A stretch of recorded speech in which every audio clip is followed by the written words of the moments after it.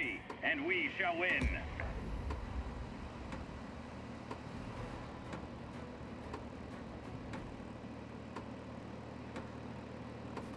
Hey guys, Veebat here with another V-Plays, and we are back in the Batwing, the P.210, and we are getting pretty far along in the grind. We're at 135,000 experience, working up to the 200k, and I figured I'd knock off the ×3 for today off of this aircraft, as I'm grinding several lines right now.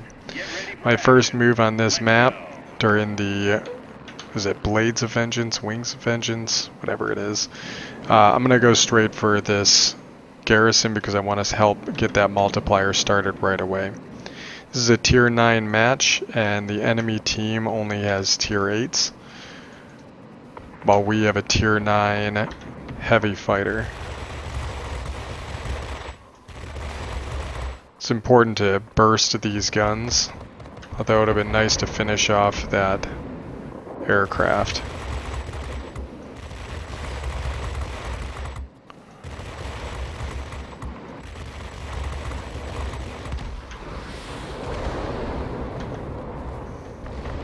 Here we go. Let's head towards the middle.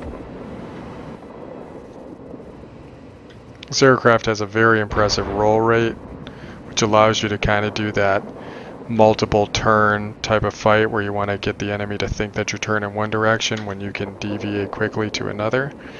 It's a good way to get an advantage in a fight. You can see the enemy was going for that kill.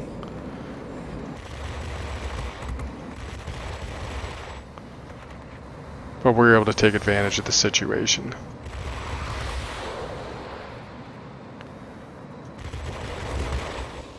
Took the engine off of that P.80, which is good for us. It allowed my teammates to be able to finish him off.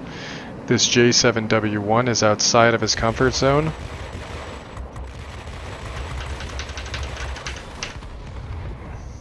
Ooh, hit the wrong buttons there trying to get the rockets out, but I think we got him in the end there. We'll see if Rocketeer pops up.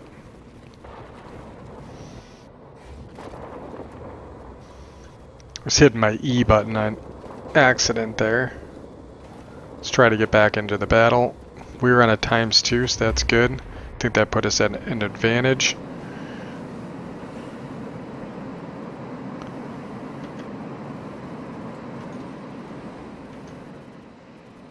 Fortunately, the enemy seems to have captured this zone.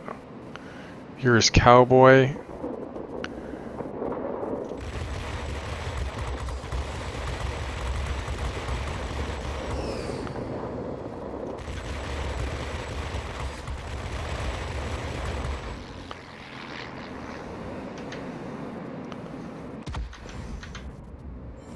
Excellent for us.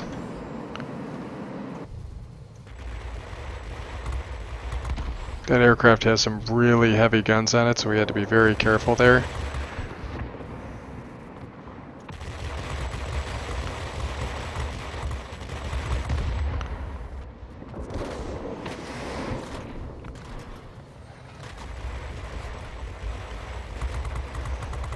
That allowed us to be able to capture the zone. I knew that bot was on my tail this whole time, but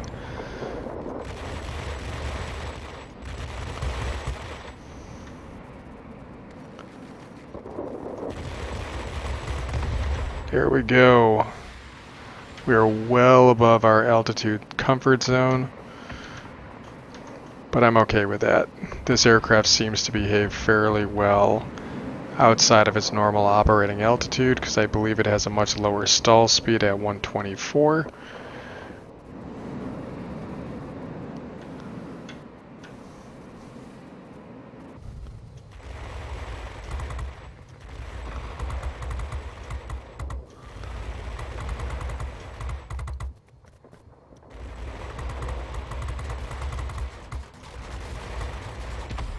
Whew, that got us the zone. And a grade 2.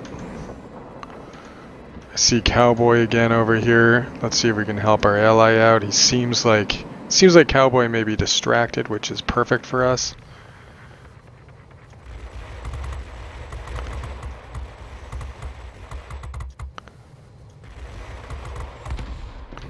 Perfect.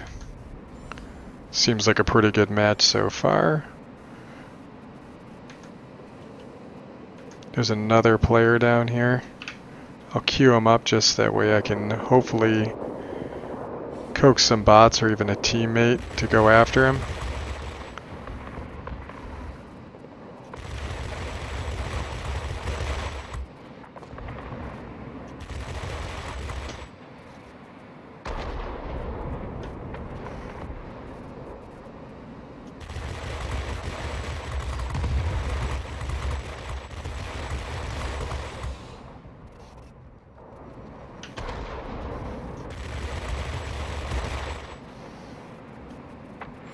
Oh, we made him eat dirt. That's good for us.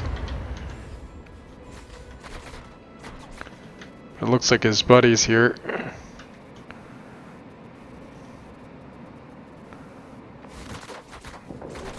Let's see what we can do here about running away from a P.210. Do we have the speed to outpace him? P.210s are known to be very quick. Let's see what we can do here.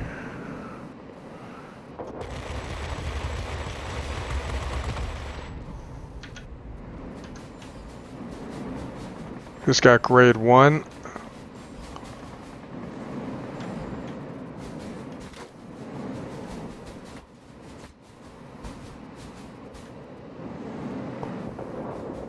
We are effectively taking someone off the battlefield right now.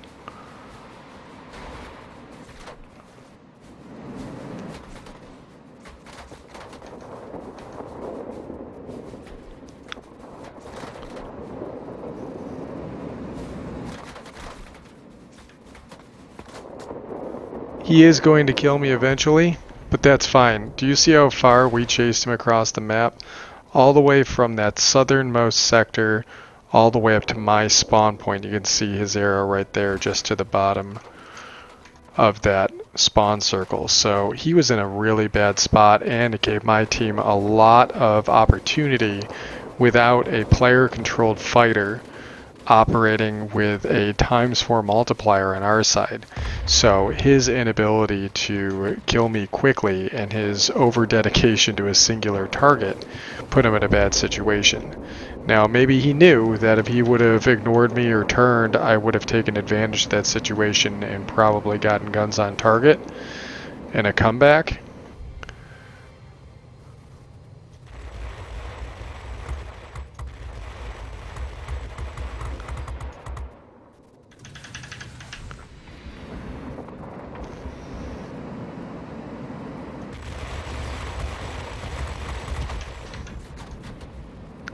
It's back on me again.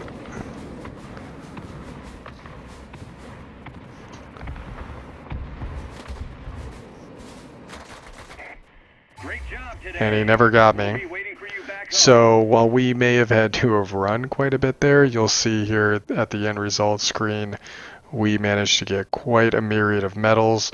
We probably got a few tokens out of this, and this was ×3 for the day, like I mentioned at the beginning of the video, so this is going to turn out pretty well for us. And, you know, going up against those P.51s, they have all the advantages. I got a little bit more on the firepower, and I do have a surprise with the rockets, but they got better altitude, better maneuverability, and better speed, apparently, even with a propeller-driven aircraft.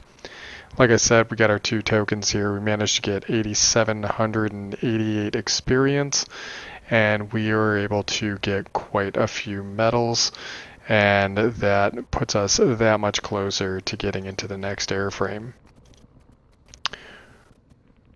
Took out a total of 13 aircraft. Like we saw, we did get #1 in our group.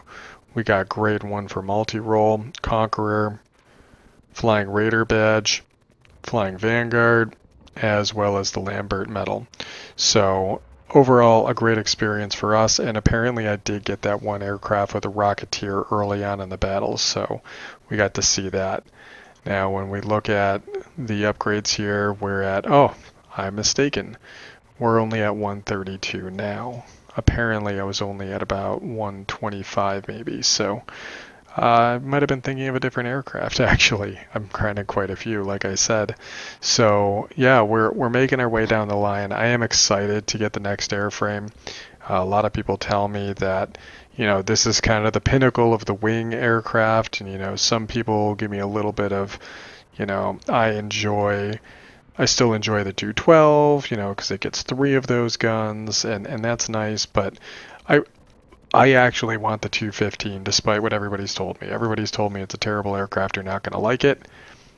I still want to get it. I want to get it just because I think it looks neat. I think that the honeycomb of rockets around the intake is really neat, and it really becomes a true multi-role in the sense that it does have air-to-ground ordnance in the form of those 4 rockets you see on the outboard weapon station, in addition to being able to carry a tail gunner. So that tail gunner is going to give it a nasty sting. You can come in, do your rocket attacks on the ground, get those forward-firing guns on target, and these behave very similar to what you see on the P.210 and 1092. So very similar behavior, although they're different names, I believe. They're not only different names, but they're not, it's not even similar. You can't carry them over, but 2,600 feet, 700 rounds a minute rate of fire, as well as 200 damage a second per gun. You're looking at a very similar capability here, so it's just going to be much less maneuverable, and it's supposed to be relatively quick, but I suspect that I'm going to be at a bit of a disadvantage when I get here. I really want to make it work, and I think it looks awesome. Anyways, I've kind of blathered on a little bit too long as it is, but yes, I really enjoy this Batwing. It's doing really well, but I do look forward to the rest of the grind, and while I may repurchase this airframe, I would like to continue to move the pilot up so that way I can continue to enjoy these aircraft with the crew that it essentially deserves. So again, I hope you guys enjoyed the video, and I will catch you on the next one.